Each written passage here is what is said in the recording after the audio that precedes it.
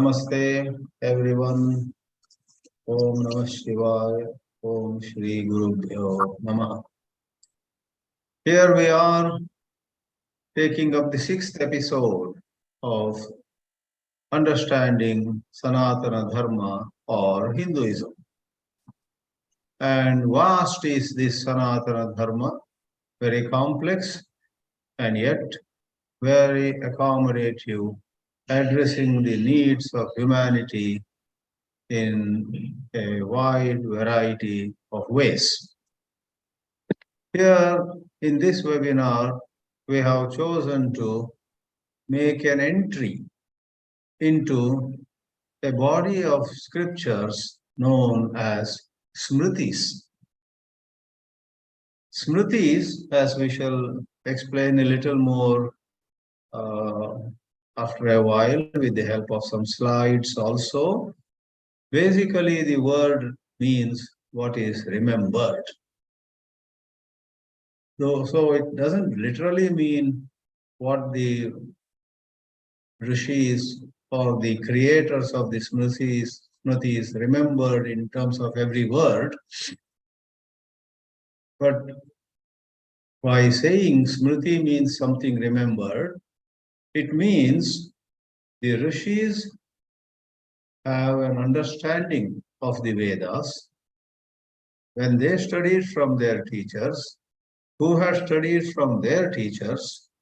In other words, there is a teaching tradition, and over the centuries, over many teachers, a certain wisdom is transmitted, and able students, very competent students, not just intellectually, but pure in their hearts, are able to connect with the essential teachings of their Guru Parampara, and they are therefore able to write down the words being their own.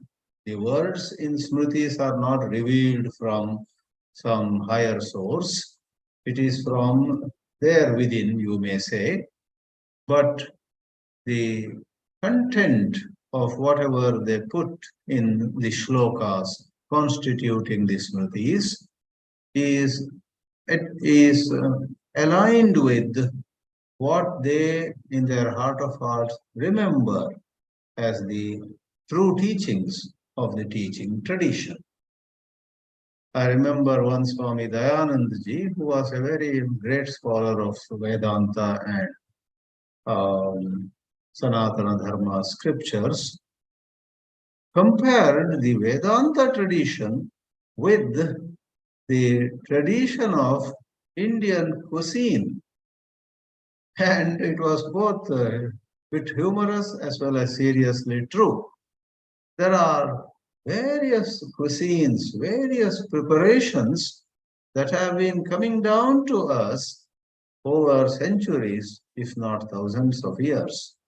And Swami Dayananda Ji in his lecture said that these cannot be put as a recipe. You may come a bit close to the real cuisine or real preparation, but the grandmother in the house knows correctly the preparation of some rasam, some sambar, some South Indian or North Indian, Eastern or Western. They are known by people over generations. How did the grandmother know? She had learned from her mother in the beginning, then her mother-in-law, and a lot of experimentation, that a lot of learning from elders. And then he said, similarly, Vedanta has to come down through a lineage of competent teachers. Somebody cannot play with Vedanta by simply being bright, maybe in some other subject, smart in some other way, some other science, and so on. Somebody has to get it through a certain teaching tradition. So his comparison with the Vedanta with the cuisine was really Very interesting. I was personally amused at that time, but slowly it sank into me that yes, so true. Books or audio recordings, etc., also are not enough. No wonder in our olden days, these spiritual teachings were transmitted in Guru Sannidhi, Gurukula. Students lived with their teachers. Why? Why talk about Gurukulas? Today also, you may attend some lectures, you may attend some camps, you may read many books, keeping them at home, but there is no comparison with you are going to a truly enlightened Mahatma and spending some time with her or with him. That may be a short visit, but something deep can happen when you actually come in touch with somebody who is both a Shrotriya and Brahmanishta. Coming back, the word Smriti therefore means something remembered, not just through some intellectual exercises.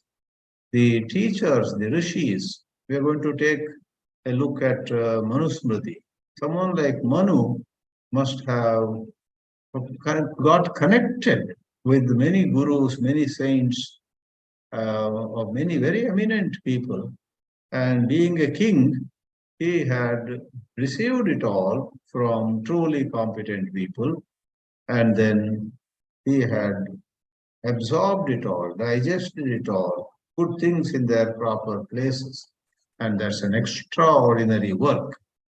So Smritis are extraordinary works, and in our tradition, they are held next only to Shruti. We shall see that how in the total scheme of Shastras, Shrutis are placed on the top, Shruti meaning Vedas, and Smriti is very next. Then come other scriptures. So at this time, let me open some slides. Mm,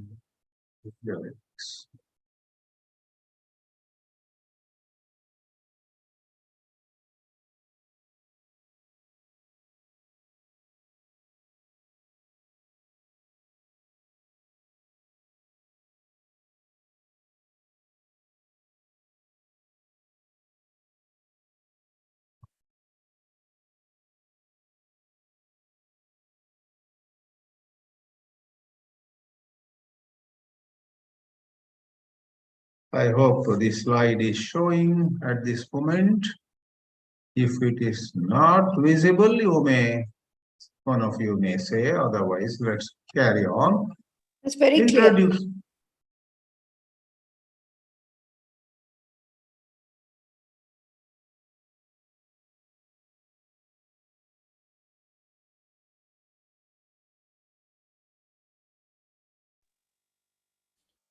It's very clear, Swamiji. Very clear, yes.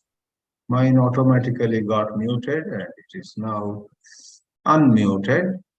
So in this webinar 254, and under the subsection of Understanding Hinduism and their episode 6, we have Introducing Smritis and some glimpses of Manu-Smriti.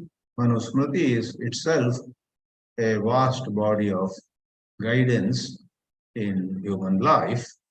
Let's see how we shall, after saluting the great gurus, great teachers, we enter a broad picture of how there are 14 Vidya Sthanas.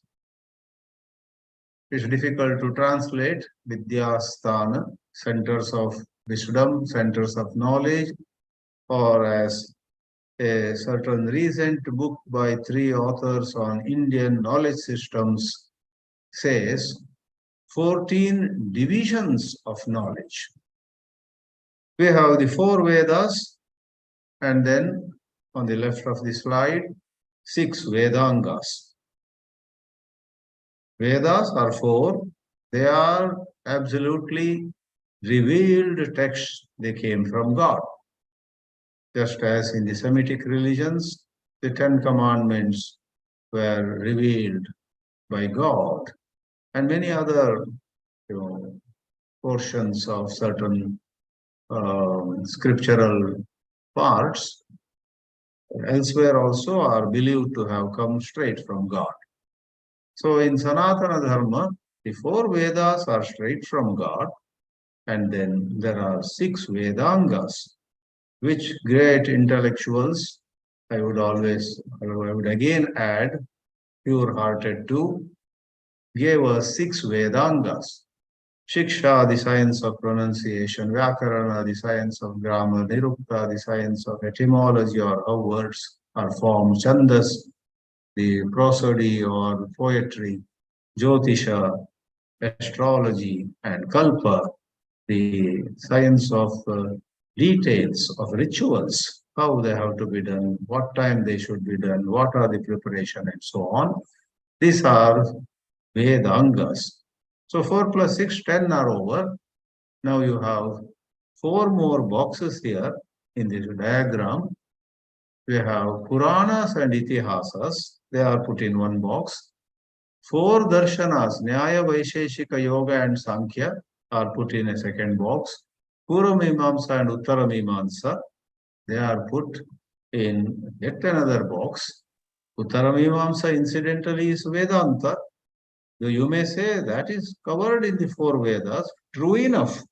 However, by Uttara-mīmamsa, what is meant is works like Brahma Sutra, which then go into fine details, determination of the meaning of Upanishads.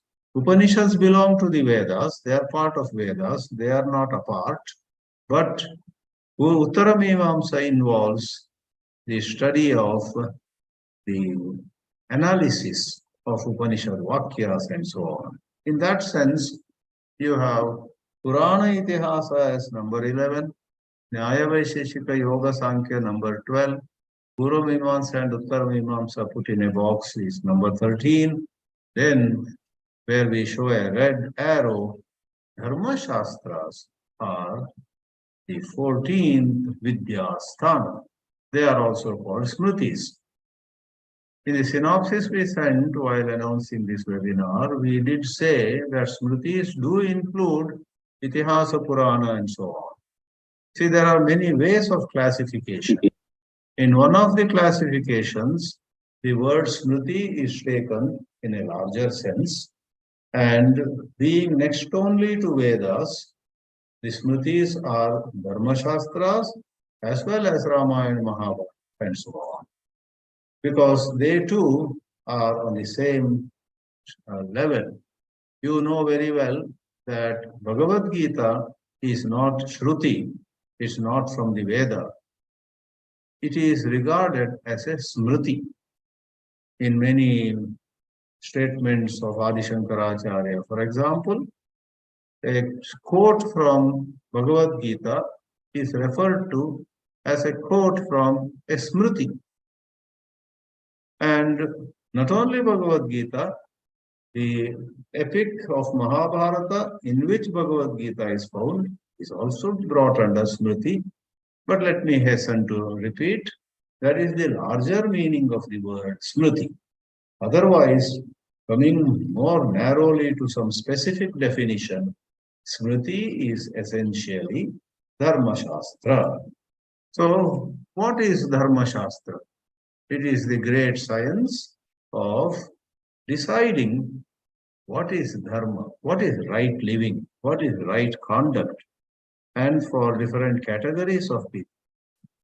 Of late, dharma, Sanatana Dharma, and a whole lot of contributions of Sanatana Dharma, Indian civilization, very ancient culture of our country, have all been made into probably a new subject.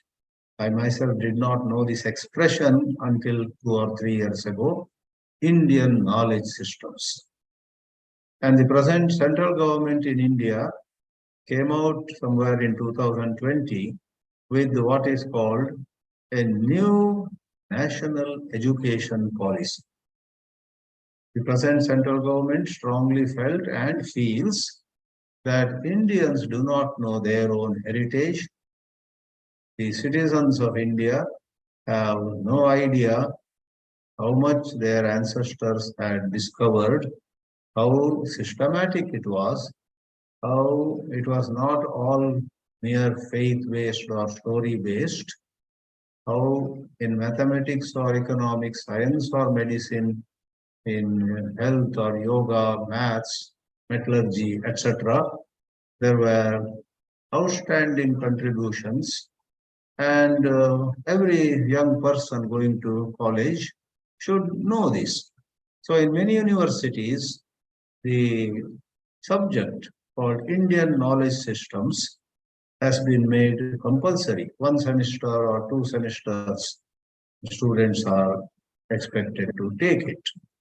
And a plethora of books also have emerged. One of the books from which I even took some points for this Manu-Smriti talk this evening, evening in India and morning in the West. One book that I may mention is by three authors, Professor Mahadevan of IIM Bangalore and two other academicians, Vinayak Bhatt and Nagendra Pavana.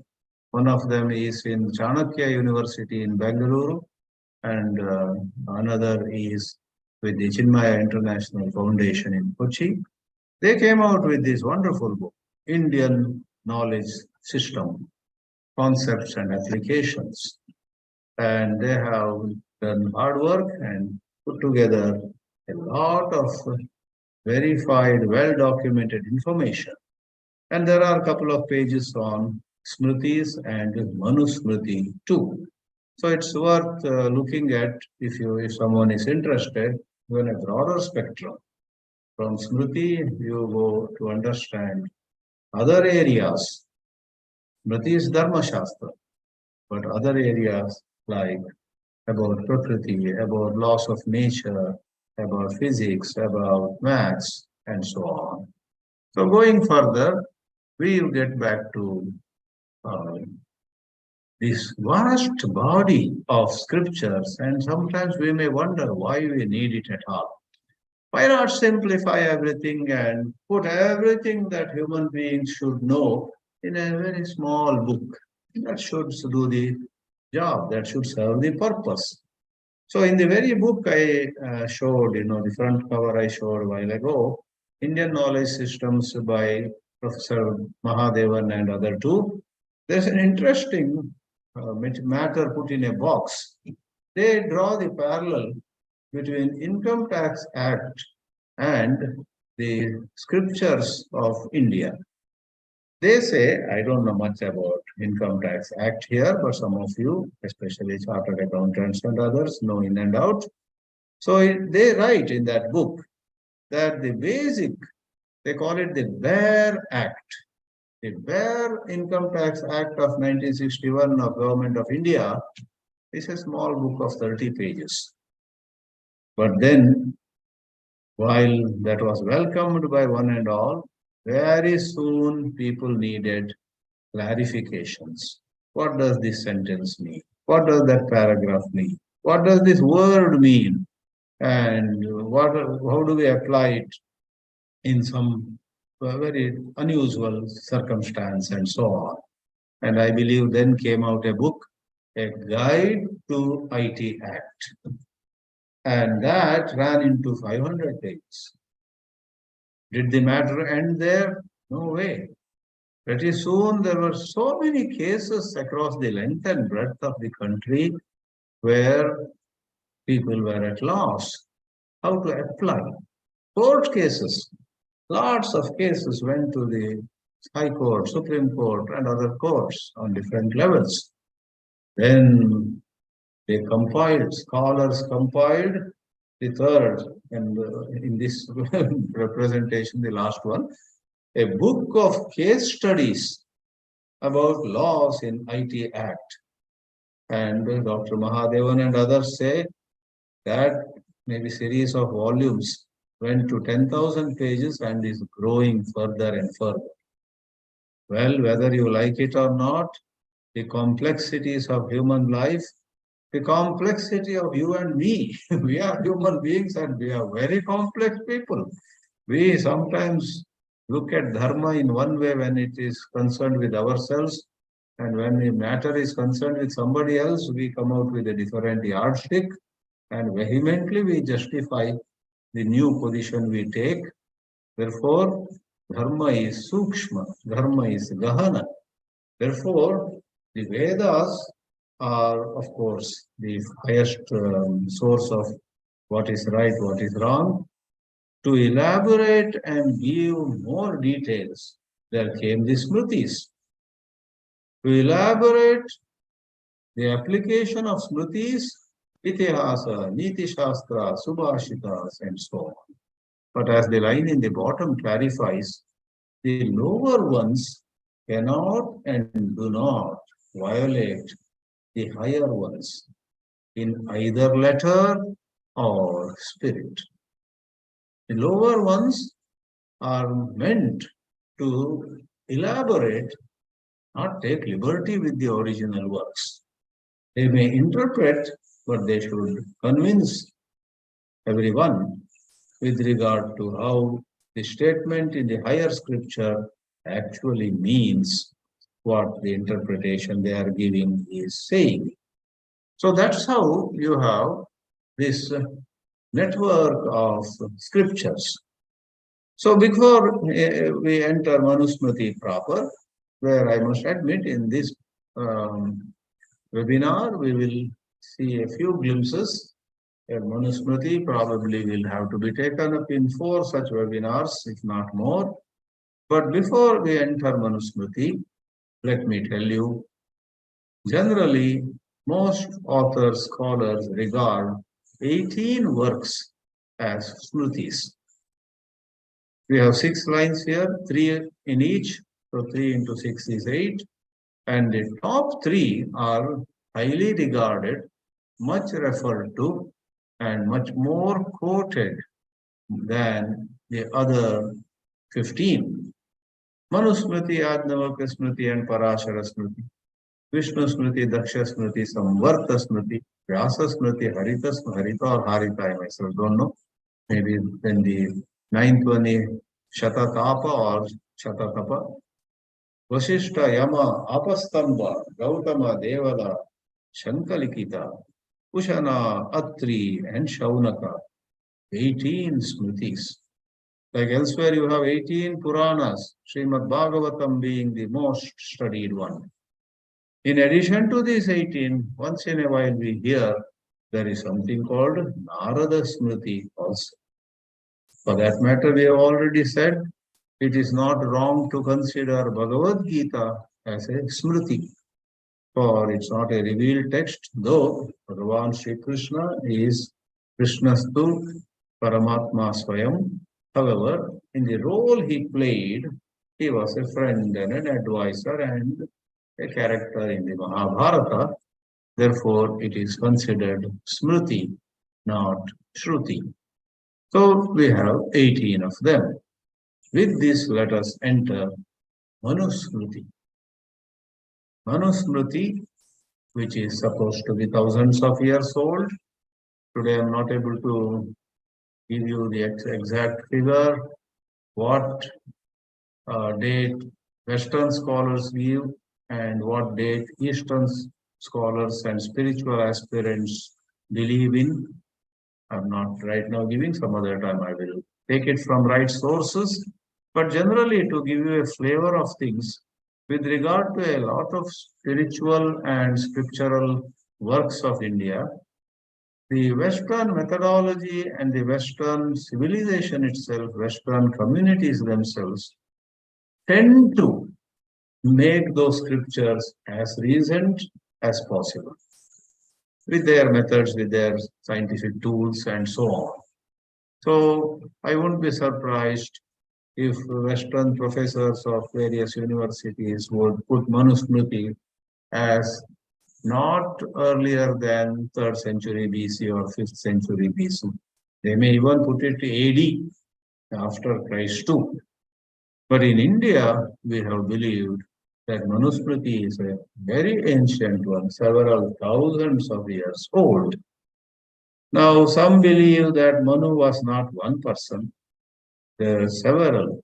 Yeah, by the way, in what I have studied last 2 or 3 days, I came across one author or a YouTube video where it is said Manu-Smriti was written between 200 BC and 200 AD. I personally do not buy into it. I guess it is much older than that. So some Western scholars might have fixed the date like that, between 200 BC and 200 AD, etc. Whatever it is, Manu is regarded, going by Shraddha, the faith that spiritual seekers, people in ashrams, people in spiritual centers across the length and breadth of India believe, going by their belief, Manu was a very ancient king, and our culture was even more ancient. So he sat down and collected everything, organized, and this Manu-Smriti runs into 12 chapters, a total of 2,684 verses. Compare it with 700 verses of Bhagavad Gita, 24,000 verses of Valmiki Rāmāyana, 18,000 verses in Srimad Bhāgavatam, and 100,000 verses in Srimad Mahābhārata. So this is big, but not too big really. 2,684 verses is not all that big. And as I have glanced at this work on and off over the many years, in fact, I am speaking on Manu-Smriti this year in 2023, after probably some 27 years. In 1996, in San Jose, California, I held a one-day program, morning 9 to evening 5, on facets of Manu-Smriti. Thereafter, I have not spoken on this, but I have on and off referred to, glanced at, or while reading something, if there is a shloka quoted there, I would pick up some source. And of recently, I even I bought in Bangalore a very good translation in Kannada. What I have shown here in this slide is an English translation brought out by Penguin Classics, but I'm sorry to say, this translation may have its merits, I don't know. But it was this English translation of Laws of Manu by Penguin Classics, which once made me quite perplexed. A certain translation, it doesn't have the original Sanskrit in it, in that particular book, front cover shown here. The translation went something like, there are 3 kinds of heat. 3 kinds of heat. And I said, what is this? We talk about heat and light and electricity and magnetism in physics. Why is Manu-Smriti talking about heat? Then with some difficulty, I found an original Sanskrit work and chapter number, shloka number I saw. Then I realized that heat was the English translation some professor in the Western University did for the English word or Sanskrit word tapaha. Tapaha, of course, means heat. Tapaha, tapyate, tapaha, tapayati is to heat someone.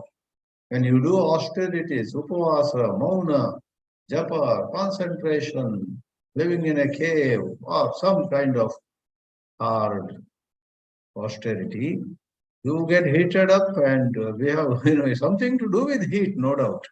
But 3 kinds of heat, that kind of translation can be quite misleading. Or maybe we should have patience with reading these translations by Westerners also. I may take the liberty to say that in the last 100 years or so, for most of us of Indian origin especially, the best trustworthy translations have been from Ramakrishna Mission.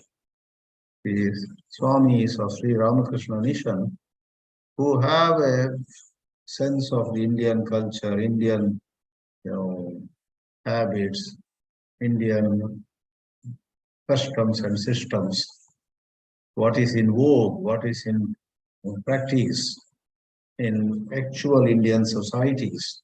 With a sense of that, they have translated a wide range of Indian scriptures. I guess there should be one Ramakrishna Mission's translation of Manu-Smriti. I have not seen it though. All right. So these verses are not too many really. And now I want to assure you that on the basis of whatever I have glanced at on various occasions, and I plan to study in detail now, that's how some 3 months ago I picked up this book Manu-Smriti. I went to a shop in Bangalore and looked at it, and I found it was quite a good translation. So what I want to assure you is the Sanskrit is not hard. The Sanskrit is pretty simple. Probably the Sanskrit is as simple, if not more simple than even Bhagavad Gita Sanskrit. Manu-Smriti is Anushtup Shloka, Anushtup Chandas mostly. And even a couple of examples we will be seeing now, you will see. If you have an average knowledge of Sanskrit, you can understand what Manu is saying. Maybe once you need the help of a translation in your own language or in English, then you say, oh, got it. This shloka means this. The chapter 6 is the smallest with 97 verses. Chapter 8 is the longest with 420 verses. And let me quickly mention the first verse. How does Manu-Smriti begin? Sometimes how a certain holy book begins is of special interest. It fascinates us. Manum ekagramasinam abhigamya maharshayah pratipujya yathanyayam idam vachanam abruvan.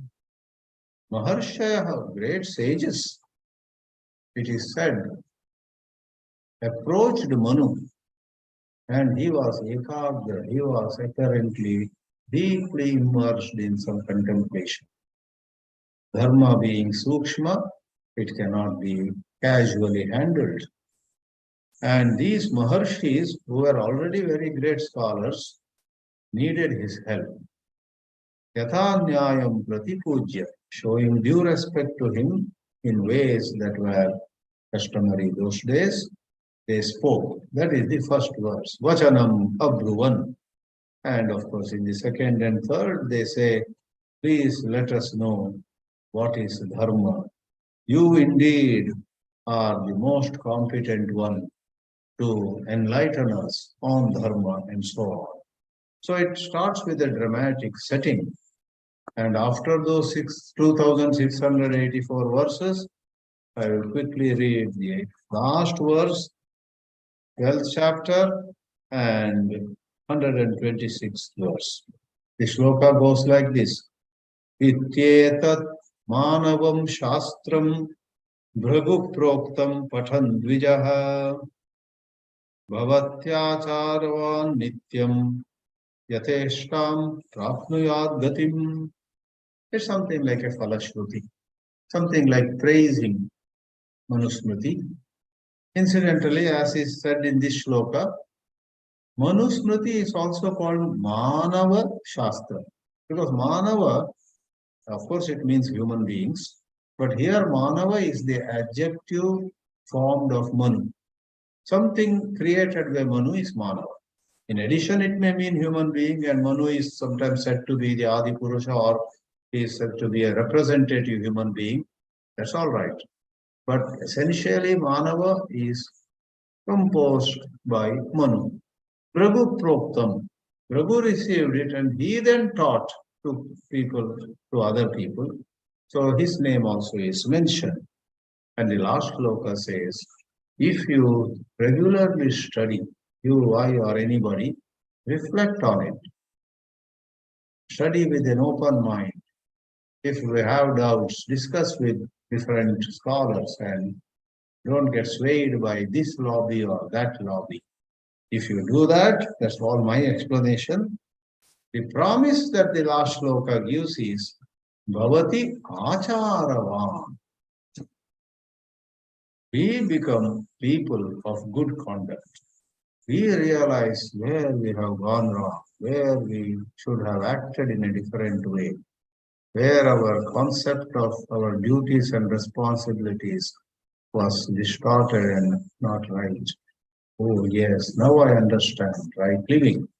Acharavan nityam and yateshtam prapnuyadvati. Especially in spiritual context, to rise higher and higher, we need to have excellent conduct. The word Dvija is used. A narrow translation could be a Brahmin, Dvija.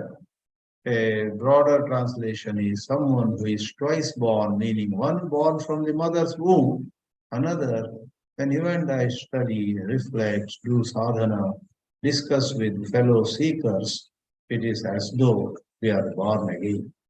A second birth takes place in our life. Now, a couple of sample slokas, just a few. The most quoted shloka probably from Manu-Smriti, that too typically just one quarter is quoted, Dharmo rakshati rakshitaha. As I already said, the 8th chapter is the longest chapter in Manu-Smriti, having 12 chapters. In the 8th chapter, the 15th shloka makes a beautiful statement. Dharma eva hato hanti dharmo rakshati rakshitaha. The second pada is much quoted, and people even make adaptations of it. Prakritihi rakshati rakshita. And if you are somebody working for the cause of trees, vriksho rakshati rakshitaha. Like that, they have made statements adapted from this. But dharma, if rakshita, will rakshati, protect you. The first quarter says, if killed or injured or violated or taken liberty with, you don't follow, you compromise with the moral laws, then you hurt dharma and dharma hurts you. If you protect dharma, dharma protects you. And the second half is simple advice. Tasmat, therefore, dharma na hantavyaha. Try your utmost with all your capacity for heaven's sake, for your own sake, for others' sake, for everybody's sake. You please try to live a life of dharma. I believe in Mahābhārata. Oh, where is that? Vyasa somewhere says, maybe in Mahābhārata. Vyasa, there is a shloka. By raising my hands, I appeal to all humanity to live dharma. Urdhva bahuhu viraumi. That's how the shloka starts. So in that kind of passion, it is said, dharmo na hantavyaha. Don't hurt dharma. Don't violate dharma. And mano dharmaha ataha avadhit. Let dharma not hurt us. Of course, dharma will hurt us if we hurt. If we play with fire, fire will burn our hands. So let us not play with fire. Let fire not hurt us. What a powerful statement. And this itself can give us a certain warning, certain alertness. The second one I take from the very first chapter, and the first quarter in this shloka is so inspiring. It's not scholarship. It's not in what family I am born and which university I went, how big a house I have, how much library I have, my personal library, come and take a look, etc. All those are secondary. Acharaha paramo dharma. How you live in the eyes of public and in your own privacy. When you think nobody is watching, do you violate moral laws? Do you take liberty? Do you go berserk? That is no good. Achara is both in public and in private. Achara paramo dharmaha shrutyuktaha smarta evacha. The word Smarta once more doesn't mean the Smarta, Madhva, Sri Vaishnava, and so many classification of people. Smarta is like Manava meant Manuna Proktam Manavam, Smritishu Uktam Smartam. What is said in Shruti, the Vedas, and what is said in Smriti, that is Smarta. So one must study carefully, and if one really has some difficulty with something, that's a different thing. But you want to study.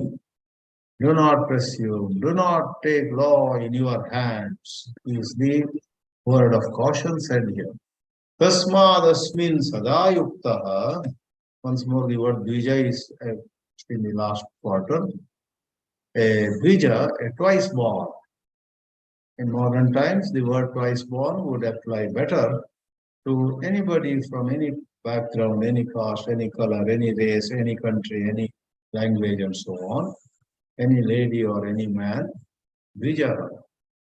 After being born, after some years, the person engages in deliberation into dharma, right and wrong, deliberation into purpose of life, meets some eminent teachers, gets certain guidance and labors, and tries to be very unbiased, does not suffer from either hate towards any community or undue attachment to anyone.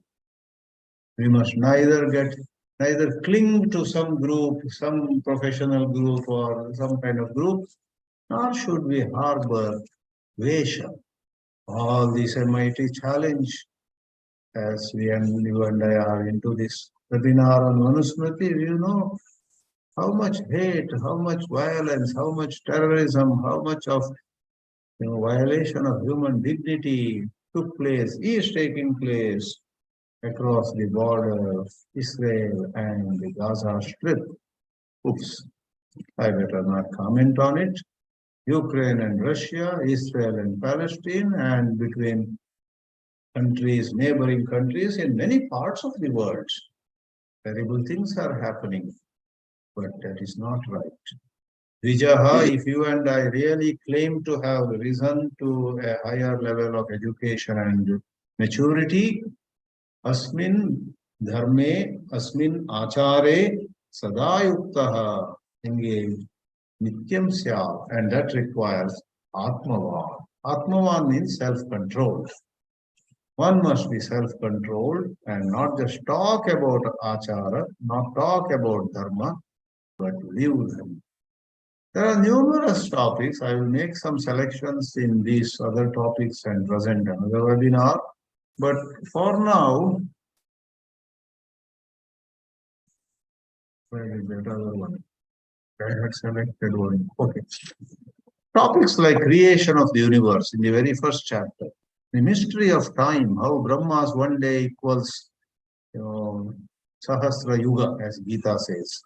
Sahasra Yuga Pariyantam, Ahar Brahmano Viduhu, Ratrim Yuga Sahasrantam, Teho Ratra Vido Janaha is a verse from the Bhagavad Gita. Manu-Smriti talks about all that, the relativity of time in their own language, not the way language of Einstein. Manu-Smriti, right from the first chapter, talks about 4 Varnas, Brahmana, Kshatriya, Vaishya, Shudra. We'll take it up in another webinar very cautiously. The 4 ashramas, Brahmachari, Grahastha, Vanaprastha, and Sannyasi. The 2 genders, Purusha and Strī. And as applicable to any of these categories, how human excellence can be arrived at. And then, this is the one I was searching. So, in second chapter, there is an interesting shloka, which is also much quoted, I must say. Vedokhilam dharma moolam smriti shile cha tadvidam. It is the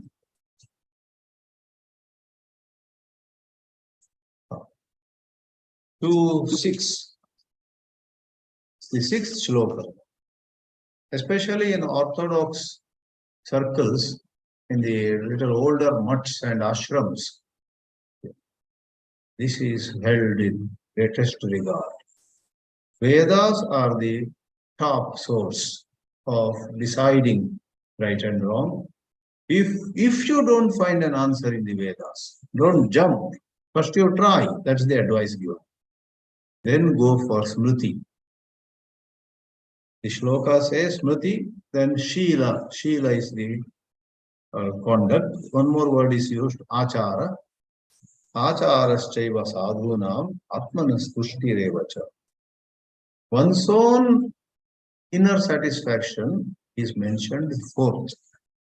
In fact, 2.12 puts it even more explicitly. There are several verses which elaborate on some of these concepts. The 12 says, Vedaha, Smritihi, Sadacharaha, 3 are over. Swasya cha priyam atmanaha, 4th.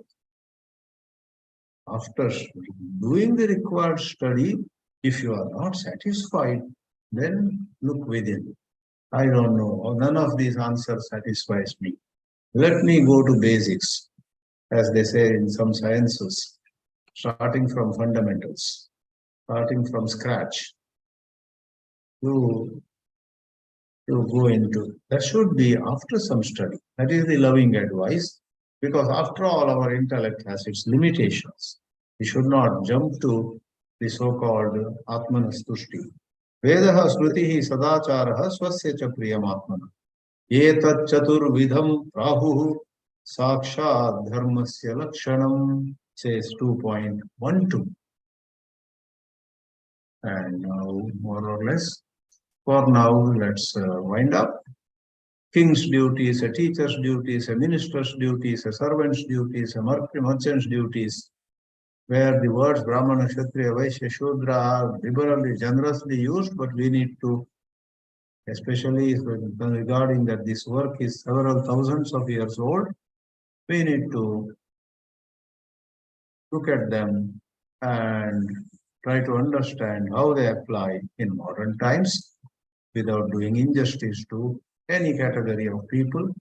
Women's duties. In another webinar, we will touch upon some so-called controversial statements. There is the statement, Nastri Swatantram Arhati. We will go into it. A female during her childhood should listen to her father. After marriage, she should listen to her husband. After begetting a son, and when he grows up, son should be taking care of her.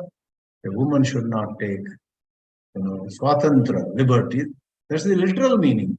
So the literal meaning needs to be re-examined, going by our conscience, not out of some, temptation, not out of some personal gratification in mind, but out of a clear conscience which cares for justice.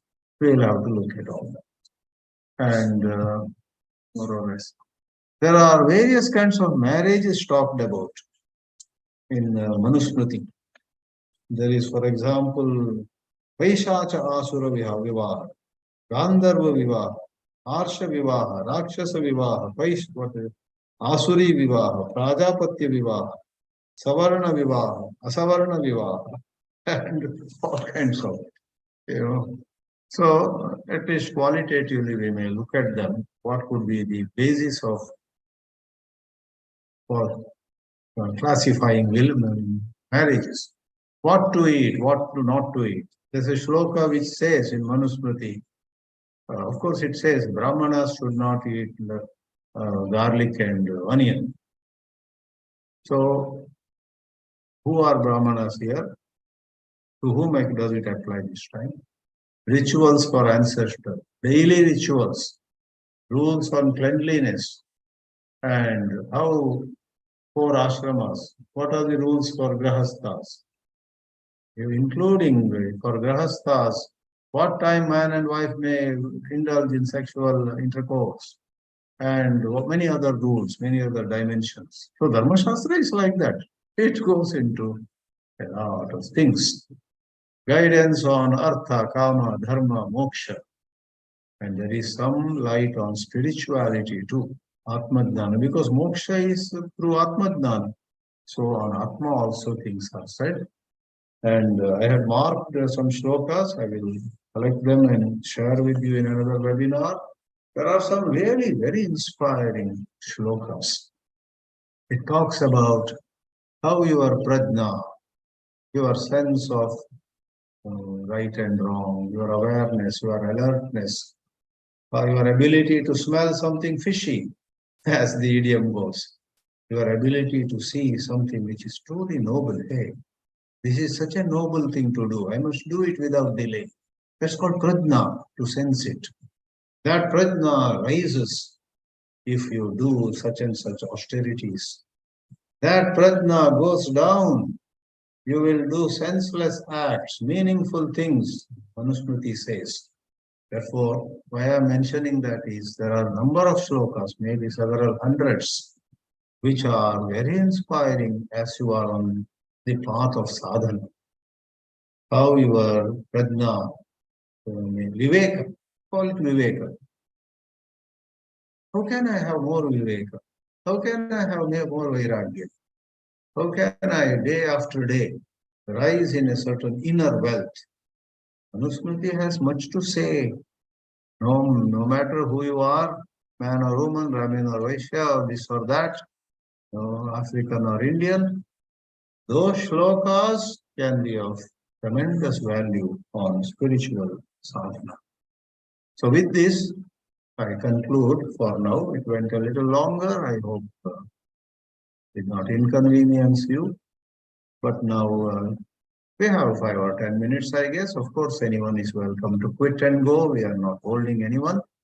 Please share your questions or comments on what has been shared so far. Om Shri Guru Bhyo. Swamiji, Namaskaram. This is Durgesh here. Yes, I'm hearing you. Tell me. Yeah, Swamiji, please pardon my question. I am a very beginner, lower than a beginner on this subject. But whenever we hear about this Manu-Smriti, like lot of controversies, basically because it talks about the caste system, and also the slide that you shared where it showed king's duty, whatever duty, women's duty. It never showed what is a man's duty.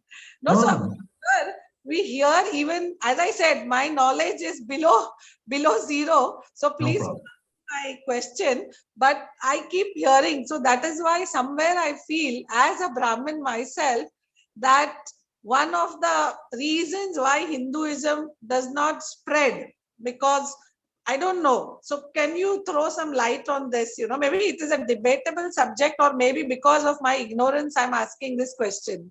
My brief answer at this moment is all the religions of the world have a lot of problems, a lot of issues, a lot of objectionable statements in their holy books.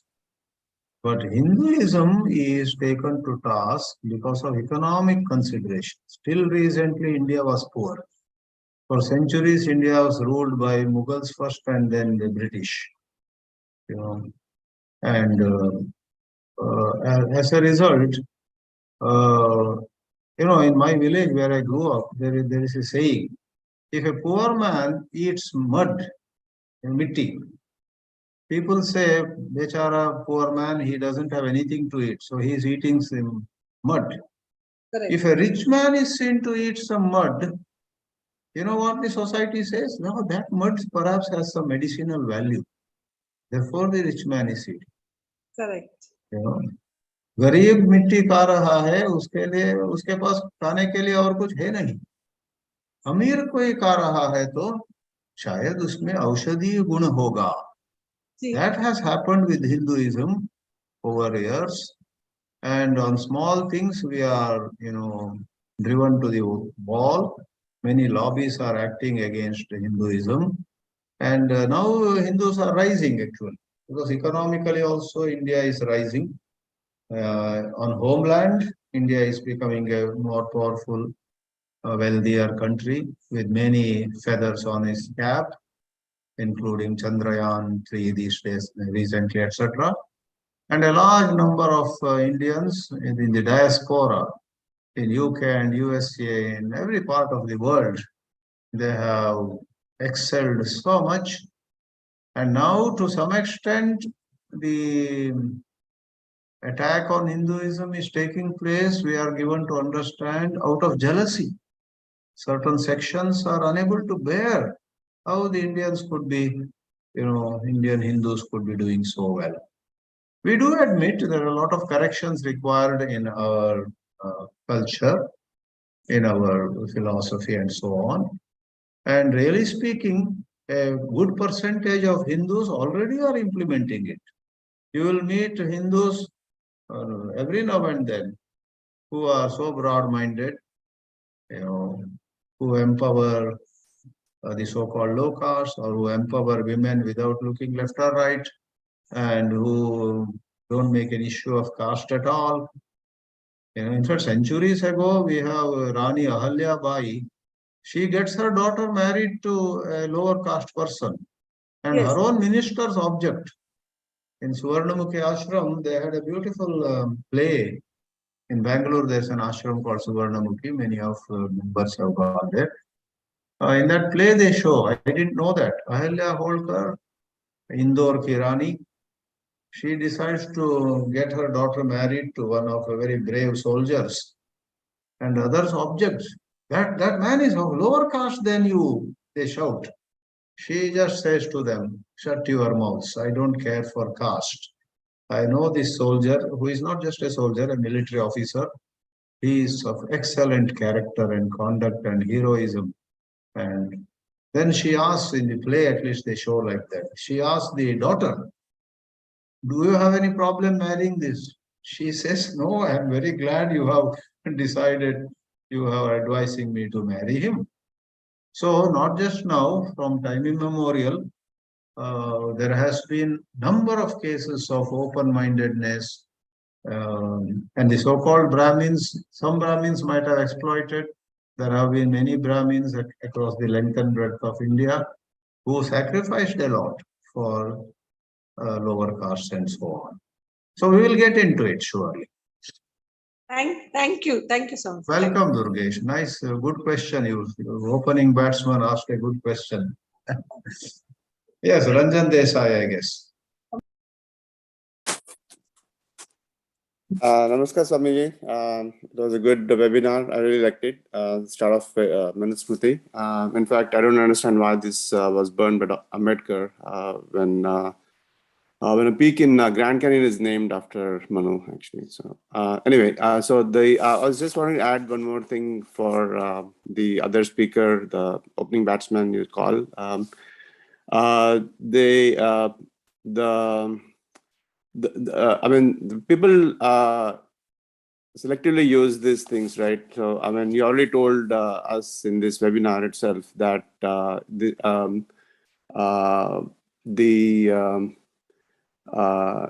dharmas are sukshma thing, right? So it is not. For us to understand that it's a different thing, and as she rightly said too.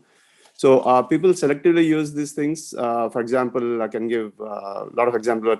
One thing comes to my mind is about the son's duties.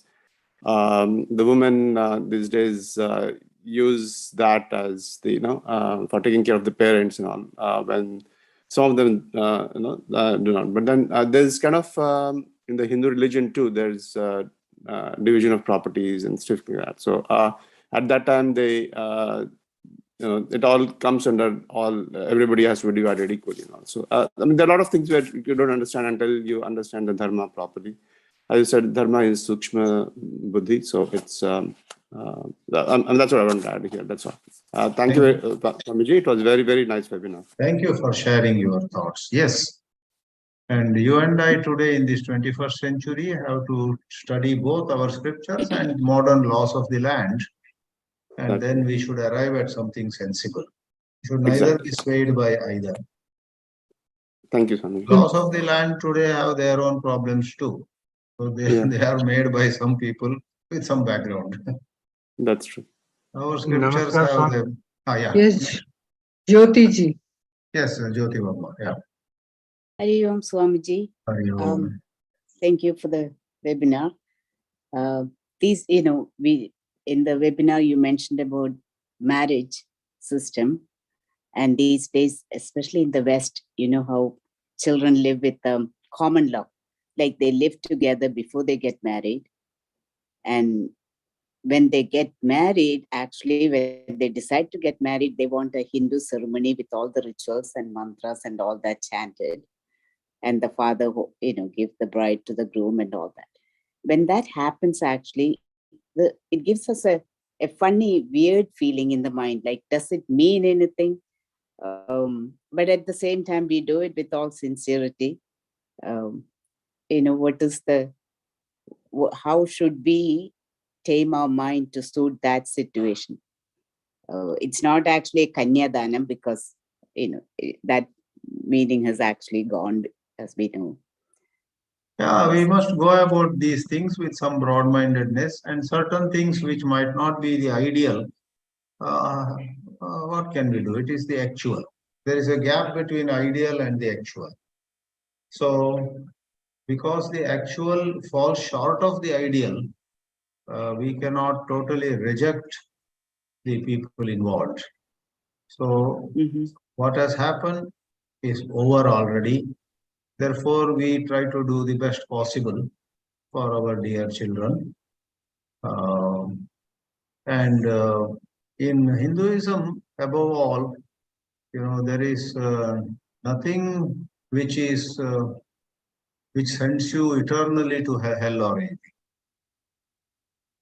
Some wrongs can take place at the hands of our children, at our own hands.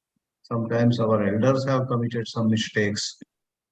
But all of that, if somebody sincerely realizes, oh, I made a mistake, it's never too late. There are prayashchittas, there are mid-course corrections. So it is an ongoing program to keep learning. And in the light of what you learn, you may realize something you did 5 years ago was wrong, something your children did 10 years ago was wrong. But then you say, you feel sad, but then you say, okay, now what can be done? Therefore, that is kshama towards ourselves too. We need to have certain forgiveness towards ourselves too. Because it is okay to talk about being a perfectionist, but to be a perfectionist causes its own psychological issues. You made a mistake. Now, if you are a perfectionist and you go on saying, I won't forgive myself ever, I will never forgive myself for what I did, then there are two problems. You made a mistake and now you are beating yourself also. So do not add to your problems. You need to sincerely, say to yourself and to maybe one or two people concerned, I'm really sorry, I should not have done it. If you have a suggestion how I can make up for it, please, something practical, something that will work out. So that kind of spirit has to be invoked. There is nobody among us who has not made mistakes. All of us. So why blame our children? We have made our mistakes during our times, and they are making their mistakes in their times. But constantly there should be an effort to reduce wrongs and increase the dharma component. So it's okay. And certain things happen when we change places, when we live in a nuclear family, when we don't have elders around us, we are on our own. So in the name of freedom, we go berserk also. we go crazy too sometimes when we are so free to do anything and everything. So there is a learning going on. Study of scriptures speeds up our approaching dharma. Our journey towards dharma is speeded up. Otherwise, also life itself teaches us lessons. So just go along with the Hindu traditions. Yeah. Go with the Hindu traditions, but don't be fanatical about it. We can't, because in our mind we know it's not 100% or even 90% for that. You may, that's what dialogue spirit. You may say to other people, in my view, what Hinduism says appeals to me, etc. Why do you disagree with me? Like that we have to. And where we have to take a decision, we can take our decision. Many times the decision is also not in our hands. Yes, Baji, who you wanted to. Yeah, on the chat box, there are questions and comments. Oh, I see. Correct. I'll quickly go through those. Excellent example using IT Act. Yeah, that's why I included it. It's from that book by Mahadevan and others. What's the difference between verse and sutra? Verse is according to chandas, Anushtup chandas, so many syllables in each quarter, etc. Sutra has no such meter. Sutra is more like a prose. I'll give you one example of shloka. Bhagavad Gita verse. Verse is shloka. Dharma-kshetra, Kurukshetra, 8 syllables. Samaveta, Yutsavaha, 8 syllables. Mamaka, Pandavaschaiva, 8 syllables. Kima Kurvata Sanjaya, 8 syllables. Syllables, 8, 8, 8, and 8. Whereas Sutra, you have Yoga Sutra, Tato, what is that? Yogam Vyakyasyamaha or something. Brahma Sutra is there. Janmadhyasya yataha. There is no meter, there is no number of syllables to be cared for. Sutra literally is using a minimum of words, something is hinted at. And those who know the subject know what it is, what is hinted at. Those who are not familiar with the subject would be at a loss to know what is being said. So Ullas Page has answered it. Sutra is a formula like one in maths. Yes, area of a circle is pi r squared. Whereas verse is a description or interpretation, my understanding. Thank you, Ullasji. You are right. Both require commentary or discourse to understand. Correct. Therefore, you have commentaries on Bhagavad Gita, which is 700 verses. You have commentary on Yoga Sutras, you have commentaries on Brahma Sutras, you have commentary on Jaimini's Karma Sutras, all that. So Srinivas Murthy says, is Manu of Manu-Smriti same as Manu mentioned in Bhagavad Gita shloka, Vivaswan Manave Praha? Actually, I am not sure of that. Maybe it's another Manu. The Smriti was given by another Manu. In these areas, there is some ambiguity. But Ullasji again answers, Manu-Smriti is often criticized for its discriminatory and misogynistic views. I am of the view, Manu-Smriti is from a great Rishi, a great king. In spirit, it did not imply any injustice, but sections of people have misused it and have discriminated. In fact, imagine, Manu-Smriti says to a Brahmana, let us say, that you may receive gold from a Vaishya or Kshatriya. Then very next verse in Manu-Smriti says, the day you receive gold, you must do more tapas that evening. Go home and sit for more japa. Now the Brahmana receives gold, in fact asks for a little more gold if possible. And after going home, he celebrates. Today no japa tapa, let us celebrate. Make the most delicious dish today. Suppose that would be misuse. So Manu-Smriti allowed itself to be misused a lot, it seems. Otherwise, there is a saying in many languages, the real source of dharma is daya. Daya dharmasya moolam. So in handling Manu-Smriti also, if a touch of compassion, touch of daya were to be brought in, no exploitation would take place.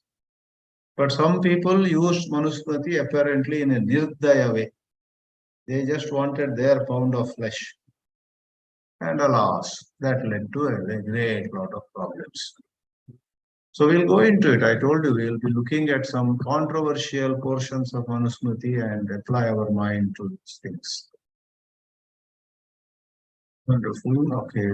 Ram says mud pie, a popular dessert. Dessert, the sweet. Yeah. Yeah. So celebration can be. Let's eat my mud pie this evening. Durgesh says, today also in modern India, many temples don't allow lower caste. Sad. We need to discuss all these things. Do they disallow some people out of discrimination or any other reason? See, when I was an IIT student in 1981 in Chennai, I went to Mylapore. There's a famous Shiva temple. I saw a board, only Hindus are allowed. I was very angry, let me tell you. Because those days I was not aware of dharma so much. I was very angry. I said, this is narrow-minded. Why have they written only Hindus? Later on one hand, I came to know a lot of practical considerations. There is a high chance that non-Hindus may enter the temple as a tourist to take photographs and then do other things. And also I became aware, I was boiling as a 24-year-old young fellow, seeing board, non-Hindus cannot enter that Kapalishwara temple in Chennai. Just a temple, small temple. Later I came to know non-Muslims cannot step in the city of Mecca. The entire city of Mecca must be a very big city. No non-Muslim can step in there. So the world, you have to see different cases. Therefore, today we have an external affairs minister, Jaishankar. He says many countries give us advice, but they set rules for themselves. Now India wants to set rules for itself. We also want to be assertive. We want to protect our interests. Anyway, let me not go to politics. So I would say that temples not allowing lower caste, you better see how the rule is made, in what sense and so on.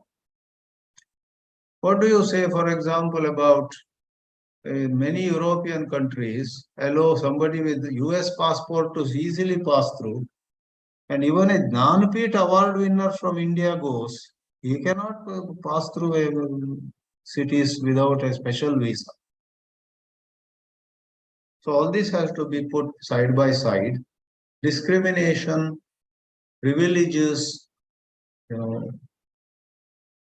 someone said, right, all this will come in other webinars. Someone said India is divided on caste and America is divided on cash. A comment was made. So questions can be raised in a lot of issues, but we'll have to see other aspects, other angles of view. I don't justify lower caste being prevented, but I don't want anyone to jump to conclusion. There was a great saint in Varanasi, Karpatri Maharaj, and he actually did not want lower caste to be allowed to Kashi Vishwanath temple. And if you read about him, if you read about his views, certain things would be appealing to you. It was not about, he didn't have any hatred about lower caste, but maybe he had certain, special issue of, people trained properly in Vedas, people trained, and he believed in his time, this was some 70, 80 years ago, that the upper caste would have greater exposure and so on. Anyway, this we'll take up in greater detail later. Swamiji, Janaki-Ram, I want to add in this context, you may be aware, some temples in North India, you can go and touch the statue also. Yeah. In South India, you are not allowed. So there are all differences in practices. True. We should see various cases. Like when the Shabarimala issue arose, it was pointed out, the one Ayyappa temple in Shabarimala did not allow women of menstruating age to enter. Whereas 999 Ayyappa temples across the length and breadth of India had no such restriction. But certain political forces went so strongly and with all the force at their disposal, they came down, had the Supreme Court give a verdict also, Sabarimala Ayyappa case. So in many issues, I said in the beginning, Hindus have been harassed actually around the world. Some woman issue, lot of public hue and cry. Has the Catholic Church made any woman a bishop or a cardinal so far? And in Islam or something, they say, don't talk about them. You correct yourself. Wait a minute. So we will correct ourselves, but you mind your business. We would say that. That's what Jai Shankar is saying to even America now. America did not want India to buy oil from crude oil from Russia. Jai Shankar said to America, we will protect our interests. And he gave many instances where America or England would do whatever they want to do. Nobody should criticize them. If a developing country like India does something, sanctions against us and warning against us, so many things are done. So in life, you and I don't have to be violent, don't have to be aggressive, but we have to be assertive. We have to be assertive. If we are convinced about a certain care that we need to take about our place of worship, we say, please don't misunderstand. This is our rule here. You want to talk, let us talk. But don't throw stones. If you throw stones, we also know how to counter it, etc. So that's another, Chanakya comes in there. Shatam prati shatyam. I don't know whether he said it, but there's a saying. With wicked people, bring out a little wickedness from your side too. That's a saying. I think chat box we have attended to. One last Swamiji, question. I have one question. Yeah. Swamiji. Adya Tripathi from San Jose. Yeah. Namo Narayana Swamiji, Pranam Swamiji. Yeah, I just wanted to mention एक चीज स्वामी जी की उत्तर प्रदेश में जब मायावती मुख्यमंत्री थी, when she was chief minister, तो she encouraged a lot of her workers की go to all the Geetā press and other elsewhere book stalls and buy all the Manu-Smriti and burn it, because Geetā press is subsidized. You in those days you can buy a big volume of Manu-Smriti just for 1 rupee or something. So Geetā press objected. So a lot of you will be talking about controversy. So I wanted to just mention to Swamiji, the second point I wanted to mention, that Ramakrishna Mutt in Nagpur, they have published a Sanskrit Hindi version of Manu-Smriti. Thank you for saying that. I didn't know that. Yes, Sanskrit version. And then Hindi. So that's what I wanted to mention, Swamiji. Om Namo Narayana. Thank you, Adyaji, for both your inputs. Okay, so anyone else has raised the hand? There is a provision to raise the hand. Otherwise, also you may just speak up too.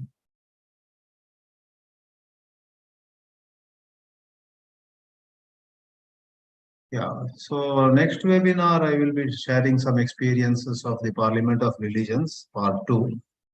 And then next probably, this is for the middle of November, we'll have another webinar on Manu-Smriti. Keep the momentum up. And Swamiji, your lecture at the Chicago addresses of the Parliament of Religion, someone from Thiruvananthapuram recorded your actual lecture which you delivered at the Parliament of Religion. I'll again pursue it. He said he will send it because one of his devotees had kept the iPhone on. Unke paas hona chahiye, must be having.